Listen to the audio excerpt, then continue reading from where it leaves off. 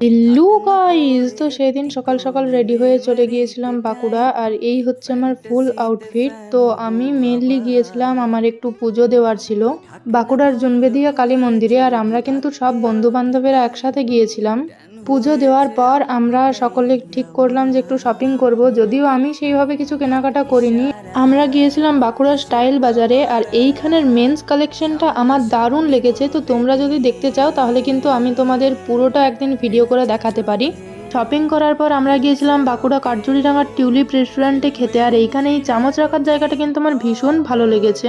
স্টার্টারে আমরা অর্ডার করেছিলাম চিকেন রেশমি কাবাব আর চিকেন ড্রামস অফ হেভেন, দুটোতেই 6 পিস করেছিল। আর এইগুলোর মধ্যে দারুণ জুসি একটা ফ্লেভার ছিল, যার জন্য এই খাবারগুলো খেতে কিন্তু দারুণ টেস্টি লাগছিল। আর মেন কোর্সে অর্ডার করেছিলাম 1 plate fried rice, butter chicken আর বাটার নান। এই রেস্টুরেন্টের খাবারের কোয়ালিটি, সার্ভিস আর অ্যাম্বিয়েন্স আমার এতটাই ভালো লেগেছে, আমি কিন্তু তোমাদের সাজেস্ট করছি তোমরা যদি কখনো বাঁকুড়া যাও টিউলিপ রেস্টুরেন্টে যেতেই পারো। আর আমার আজকের আউটফিটটাকে তোমরা 10-এ কত দেবে সেটা কিন্তু অবশ্যই কমেন্টে বলো।